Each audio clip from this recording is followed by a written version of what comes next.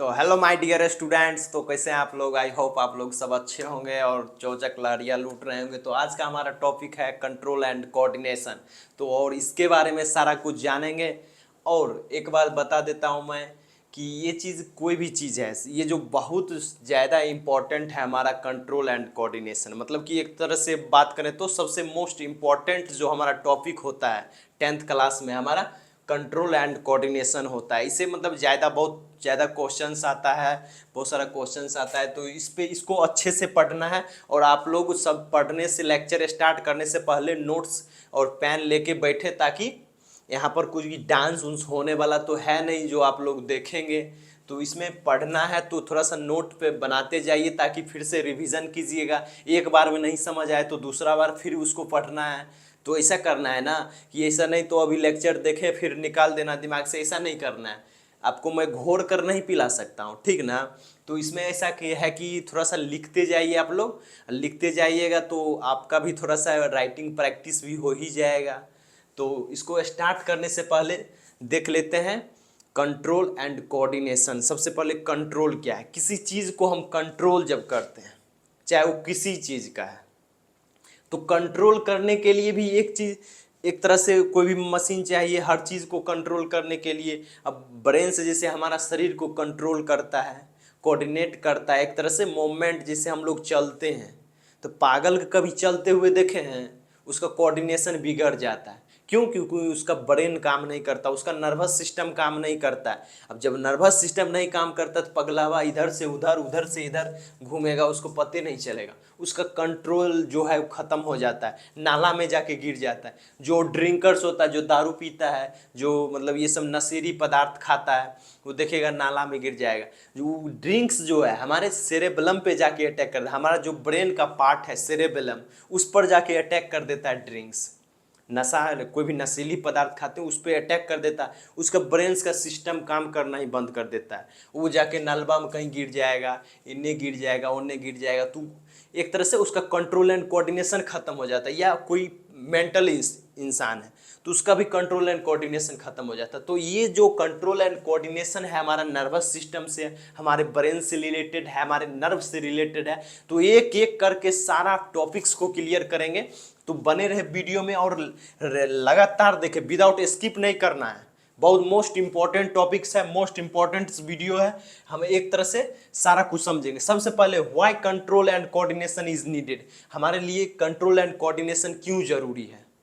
इसका कोई वजह होगा क्यों जरूरी है। भगवान ने बनाया है हमारे शरीर में कंट्रोल कोऑर्डिनेशन हम लोग करते हैं, और किस लिए जरूरी है और कौन करता है, ये सारा कुछ जानेंगे।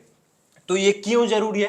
According to stimulus respond. Stimulus का मतलब इतना समझिए, ये वर्ड स्टिमुलस का कोई एजेंट जो आप पे अटैक कर रहा है, कोई एजेंट हो सकता है। चाहे आप कोई गर्म चीज है, आप उसको छू रहे हैं तो उससे हटाएं, तो हमारा गर्म जो चीज है वो हो गया स्टिमुलस। हम रिस्पोंड कर रहे हैं उस पर, तो एक तरह से उस पर रिस्पोंड कर रहे हैं। तो एक तरह से हमारा हो गया, एक तरह से कंट्रोल करना। हम गर्म चीज को छुए, गर्म लगा, वो स्टिमुलस है गर्म चीज हमारा, कोई भी गर्म सब्सटेंस, उसको हम हाथ हटाए तो रिस्पोंड किए थे। हमारा स्टिमुलस पर रिस्पोंड करना एक तरह से कोऑर्डिनेशन। जो हमारा कंट्रोल एंड कोऑर्डिनेशन जरूरी क्यों है? हमारा स्टिमुलस पर सटीक रिस्पोंड करना उस पर। आपके मान लीजिए आपका दोस्त एक झापर मारा, एक झापर मारा, आप उसको दो झापर मार दिए, तो ये हो गया कंट्रोल एंड कोऑर्डिनेशन। आपका दिमाग काम किया कि हमको मारा है तो हम भी उसको मारेंगे, ऐसा किया तब ना। अब यही चीज होता है कि इसमें कि स्टिमुलस आपका दोस्त हो गया और रिस्पोंड आप किए, तो रिस्पोंड जो करने का काम कर रहा है आप कर रहे हैं, तो उसमें कंट्रोल कोऑर्डिनेशन काम कर रहा है ना। अब मान लीजिए आप स्कूल जाते हैं, पढ़ने बैठते हैं, तो एक तरह से हर चीज पीरियड में चेंज होते रहता है। आपका कंट्रोल एंड कोऑर्डिनेशन होता है कि मुझे स्कूल जाना है, मुझे पढ़ना है वहाँ जाके, और कभी कभी लड़कियों को देखना है, ध्यान उन्हें दिखाना है। तो आपका कंट्रोल एंड कोऑर्डिनेशन जो बिगड़ जाता है, आपका फोकस बिगड़ जाता है, आप इधर उधर देखने लगते हैं, ध्यान आपका बिगड़ रहा है।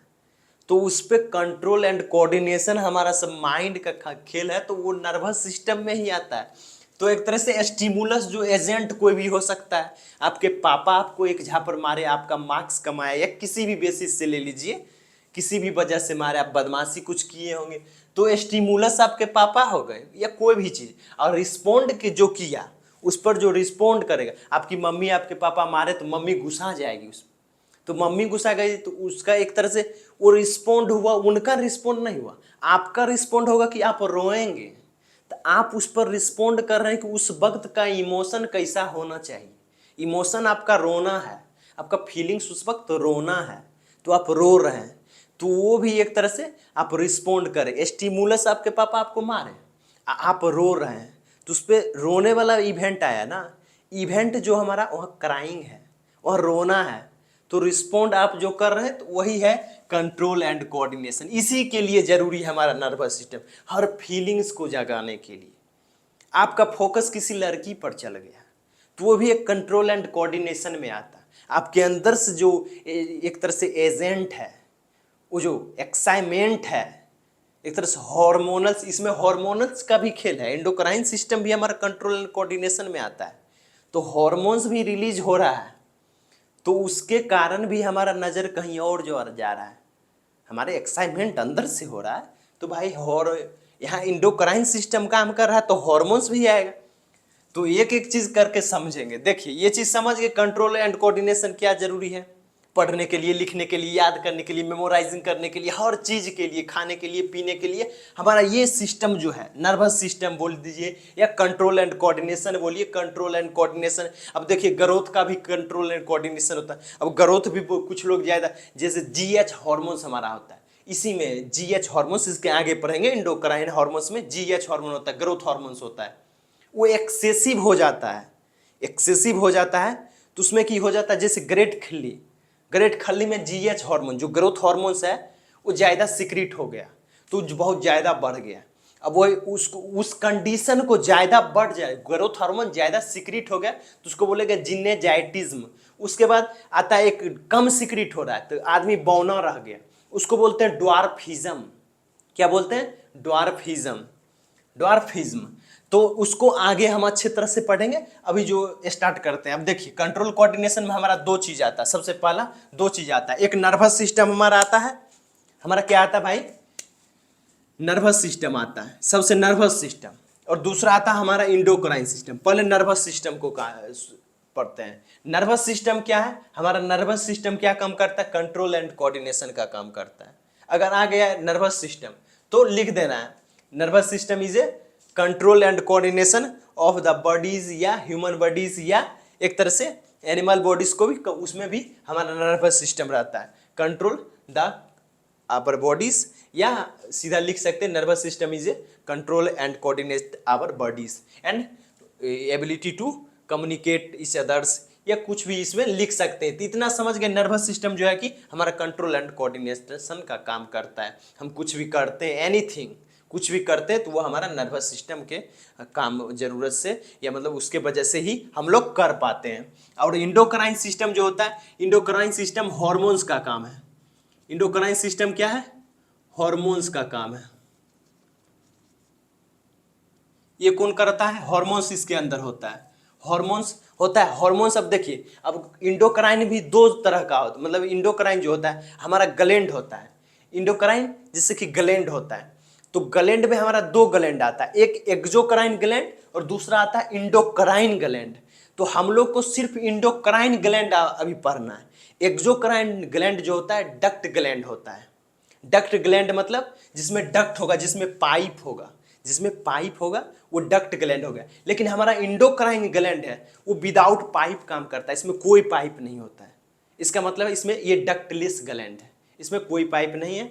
और इसका जो हॉर्मोन्स होता है, एक तरह से हॉर्मोन्स जो होता है ब्लड में मिक्स होके सिक्रीट होता है, तो ब्लड में एक तरह से टारगेट सेल पे जाके अपना काम करता है। ये केमिकल मैसेंजर की तरह काम करता है जो कि ब्लड में मिक्स होके हार्मोन्स आता है। इसको जब पढ़ेंगे तो इसका सारा हार्मोन्स पढ़ेंगे, growth hormones, TSH, FSH, luteinizing hormones, prolactin hormones, oxytocins, सारा हार्मोन्स इसके बारे में पढ़ेंगे। तो इसको जब पढ़ेंगे तो इसका हार्मोन्स और सारा कुछ रेगुलेशन करेंगे। अब नर्वस सिस्टम में सबसे बात आता है सीएनएस। सीएनएस हमारा क्या होता है? Central nervous system. अब पीएनएस क्या होता है? Peripheral nervous system. सीएनएस मतलब सेंटर, सेंटर में जो है हमारा, सेंटर में हमारा ब्रेन आ जाता है और हमारा स्पाइनल कॉर्ड आ जाता है। सेंट्रल में हमारा स्पाइनल कॉर्ड और ब्रेन आता है, दो चीज आता है। तो सेंट्रल नर्वस सिस्टम मतलब बीच वाला नर्वस सिस्टम जो सेंटर का कंट्रोल करेगा, फर्स्ट ब्रेन और स्पाइनल कॉर्ड। इतना धीरे धीरे एक एक वर्ड को समझना, धीरे धीरे। पीएनएस, पीएनएस मतलब पेरिफेरल नर्वस सिस्टम, जो हमारे सेंटर से, मतलब देखिए नर्वस सिस्टम सारा जगह, पेरिफेरल का मतलब है इसमें नर्व्स और न्यूरॉन्स जो काम करता है। एक तरह से ये बॉडी टू, ये हमारा जैसे है brain to body, brain to body react करेगा या रिस्पॉन्ड करेगा। हमारा ब्रेन कोई भी जैसे, और ये क्या करेगा? बॉडी टू ब्रेन काम करेगा। ये देखिए जैसे कि अब देखिए एक चीज से समझिए, कोई गर्म सब्सटेंस है, मान लीजिए बोर्ड गर्म है, हम इसको इस तरह से टच किए तो यहां गर्म लगा, इसको अब हाथ हटाएंगे तो हमारा पीएनएस इंफॉर्मेशन लेके जाता है ब्रेन तक कि गर्म सब्सटेंस है। तो ये तुरंत सीएनएस जो है इसको बोले हटाओ, गर्म है, पक जाएगा हाथ, बर्स जल जाएगा, तो ये तुरंत हाथ हटा लेगा। तो हमारा सीएनएस ब्रेन टू बॉडी काम करेगा, मतलब ब्रेन से बॉडी तक रिस्पॉन्ड लेके जाएगा। मैसेंजर मैसेज जो है एक तरह से नर्व्स के थ्रू हमारा। अब नर्व्स मतलब नर्व्स कहाँ होता है? हमारे अंदर होता है। अब नर्व्स जो आप लोग हाथ काट लेते हैं, वो नर्व्स मतलब वो भेंस कटता है, वो नर्व्स नहीं करता। ये ऊपर में जो दिख रहा है भेंस दिख रहा है आपका, आर्टरीज भी नहीं दिखता है। तो और भेंस और आर्टरीज में डिफरेंस पता है ना? भेंस में हमारा ऑक्सीजनेटेड ब्लड रहता है, मतलब भेंस में डीऑक्सीजनेटेड ब्लड रहता है, और आर्टरीज में ऑक्सीजनेटेड ब्लड रहता है। ओके, मतलब हमारा जो आर्टरीज होगा उसमें एक तरह से जैसे कि मान लीजिए तो हमारे सेल्स का यूज किया हुआ ब्लड रहेगा आर्टरीज में, और भेंस में क्या रहेगा? विदाउट, मतलब भेंस में यूज किया हुआ रहेगा और आर्टरीज में यूज किया नहीं रहेगा। आर्टरीज जो होता है हमारा ऑक्सीजनेटेड ब्लड रहता है उसमें, और भेंस में डीऑक्सीजनेटेड मतलब गंदा ब्लड रहता है। वो एक तरह से ले जाएगा एक हार्ट में, हार्ट फिर दे देगा लंग्स को, फिर लंग्स वहाँ पर एल्वोलाई में फिर जो है एक गैस एक्सचेंजेस करेगा, फिर देगा उस आएगा हार्ट्स में, फिर हार्ट्स में फिर आर्टरी अरोटा के थ्रू सारे आर्टरीज में जाएगा, फिर आर्टरीज से सेल हमारा यूज करेगा। तो ये चीज़ बाद में बात करेंगे। तो अभी देख लेते हैं, जैसे कि हमारा ये समझ गए CNS brain to body response कर रहा है, ब्रेन टू बॉडी रिस्पॉन्स बाहर का, यहाँ से यहाँ तक लेके जा रहा है इन्फॉर्मेशन। हाथ को हटा लो तो हटा लेंगे, ये हमारा कुछ भी चीज़ को टच किए, गर्म लगा तो हाथ हटा लिए, तो हाथ हटाने का जो इन्फॉर्मेशन लेके जाएगा, सर हाथ टच करा है तो यहाँ से जो इन्फॉर्मेशन लेके जाएगा बॉडी टू ब्रेन, ये हमारा पीएनएस ले जाएगा, और यहाँ से जो इन्फॉर्मेशन यहाँ तक ले जाएगा वो हमारा सीएनएस लेके जाएगा। इतना बस समझ लीजिए। उसके बाद इसमें स्पाइनल कॉर्ड आ रहा है, ब्रेन आ रहा है। अब ब्रेन में भी हमारा 3 पार्ट होता है। ब्रेन में हिंड ब्रेन होता है, मिड ब्रेन होता है और फोर ब्रेन होता है, 3 पार्ट्स होता है। ब्रेन को जब हम पढ़ेंगे तो इसका चीज़ क्लियर करवा देंगे। हमारा अगला ये पार्ट 1 है टॉपिक, और पार्ट 2 भी देखना, पार्ट 3 भी आएगा, तो सारा कुछ देखना कंट्रोल एंड कोऑर्डिनेशन पे। तो हिंड ब्रेन, मिड ब्रेन और फोर ब्रेन, तीनों ये चीज़ हो गया। अब दूसरा हमारा पीएनएस।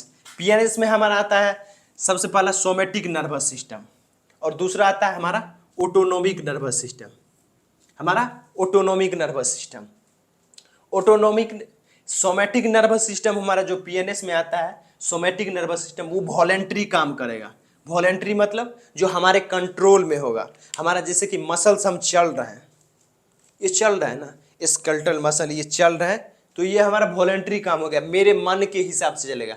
हमारा मुंह ऐसे चल रहा है, ये वॉलेंट्री वर्क हुआ। हमको चबाना है तो हम खुद चबा रहे हैं, मेरा मन किया चबा रहे हैं, तो और बोल रहे हैं, तो उसमें भी ये सोमेटिक नर्वस सिस्टम काम कर। हमारा मसल्स ऐसे ऐसे कॉन्ट्रैक्ट हो रहा है, तो वो भी सोमेटिक नर्वस सिस्टम करवा रहा है। और ऑटोनॉमिक नर्वस सिस्टम इनवॉलेंट्री काम करे। इनवॉलेंट्री का मतलब अनकंट्रोल। देखिए ऑटोमेटिक सिस्टम है, ऑटोनॉमिक से ही समझ आइए ऑटोमेटिक सिस्टम हो। जैसे कि हमारा हार्ट का कॉन्ट्रैक्शन, हमारा हार्ट का कॉन्ट्रैक्शन एंड रिलैक्शन, हमारा हार्ट पंप कर रहा है, हमारा ब्लड पंप कर रहा है अंदर में, तो वो आप रोक सकते, नहीं रोक सकते। तो ऑटोनॉमिक नर्वस सिस्टम इनवॉलेंट्री काम करता है। तो आप लिख सकते हैं कि हार्ट का कॉन्ट्रैक्शन जो है कि इनवॉलेंट्री मूवमेंट्स कर रहा है, और जो हमारा डाइजेशन है या हमारा इंटेस्टाइन का पेरिस्टालसिस मूवमेंट है, हमारा इंटेस्टाइन जो है, हम कुछ भी खाते हैं वहाँ पर चला जाता है, तो वहाँ पर डाइजेशन शुरू हो जाता है, तो हम उसको रोक सकते, वो नहीं रोक सकते, वो होगा ही अंदर में, और तो वो हो जाएगा इनवॉलेंट्री मूवमेंट, उसको रोक नहीं सकते। हार्ट के कॉन्ट्रैक्शन को नहीं रोक सकते। अगर हार्ट का कॉन्ट्रैक्शन को रोक दिए तो हम रुक जाएंगे या आप रुक जाएंगे। तो हार्ट का कॉन्ट्रैक्शन नहीं रोक सकते, तो ये ऑटोनॉमिक नर्वस सिस्टम जो ऑटोमेटिक खुद होते रहेगा। ऑटोमेटिक मतलब इनवॉलेंट्री, हम उसको रोक नहीं सकते। और सोमैटिक नर्वस सिस्टम हमारा वॉलेंट्री काम करेगा, मतलब हम उसको रोक सकते। हमको नहीं चलने का मन होगा, नहीं चलेंगे, हमको नहीं बोलने का मन होगा, नहीं बोलेंगे, पापा कहेंगे जाओ स्कूल, बोले ना, ना जाएंगे। मतलब कुछ भी करें जो हमारे कंट्रोल में है वो होगा। तो ये चीज़ हो गया।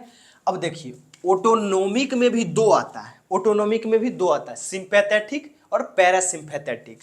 सिंपैथेटिक नर्वस सिस्टम में आता है फाइट और फ्लाइट मूवमेंट, मतलब एक तरह से भागो अनथ फाइट करो, मतलब एक तरह से डर या करो या मरो, ये चीज़ फाइट और फ्लाइट मूवमेंट एक तरह से होता है। और जैसे कि पैरासिम्पैथेटिक में स्लीप एंड रेस्ट, जैसे ये जब काम करेगा, हमारे पीछे कुत्ता आ गया, हमको भागना है, शेर आ गया, भागना है। अब मान लीजिए हम कहीं पापा स्कूल भेजे, हम चल गए कहीं खेलने, तो पापा को देख लिए, अब तो नहीं तो वहाँ जाके खड़े रह जाएंगे, पापा आएंगे खूब कूटेंगे, या हम खुद भागेंगे, या डर तो अंदर हो गया, एक तरह से डर हो रहा है, तो वहाँ पर जो होगा ये हमारा फाइट और हमारा सिंपैथेटिक नर्वस सिस्टम काम करेगा। हम किसी भी वजह से रनिंग कर रहे हैं, एक तरह से वो हमारा सिंपैथेटिक नर्वस सिस्टम करेगा। हमारे पापा पीछे पीछे दौड़ रहे हैं, हम उनके पीछे आगे आगे दौड़ रहे हैं, तो एक तरह से वो डर की वजह से कर रहे हैं, तो फाइट और फ्लाइट मूवमेंट वो सिंपैथेटिक नर्वस सिस्टम हमारे डर की वजह से हो रहा है, तो वो काम करेगा। शेर आ गया तो भागना है, नहीं तो शेर से लड़ना है, सांप आ गया भागना है, नहीं तो उसके साथ लड़िए। तो ये सब हमारा जो होगा ये फाइट और फ्लाइट मूवमेंट करेगा, जो कि सिंपैथेटिक नर्वस सिस्टम के अंदर होगा। हम दौड़ रहे हैं, पीछे से कुत्ता दौड़ रहा है, कोई पागल इंसान पड़ गया, उसको उससे जान छुड़ाने के लिए डर से भाग रहे हैं, तो हमारा सिंपैथेटिक नर्वस सिस्टम काम करेगा। इसको एसएनएस भी बोल सकते हैं। एसएनएस बोलिएगा तो यहाँ फिर गड़बड़ कंफ्यूज हो जाइएगा, इसलिए एसएनएस नहीं बोलना, ताकि इसको भी सोमैटिक नर्वस सिस्टम है, एसएनएस में थोड़ा कंफ्यूजन हो जाएगा, इसलिए एसएनएस नहीं बोलना। उसके बाद आता है parasympathetic nervous system. Parasympathetic nervous system sleep और रेस्ट, जैसे कि हम लोग स्लीप कंडीशन में होते हैं, या स्लीप करने के लिए या रेस्ट करने के लिए कंडीशन में होते हैं, उस कंडीशन में हमारा पैरासिम्पैथेटिक नर्वस सिस्टम काम करता है।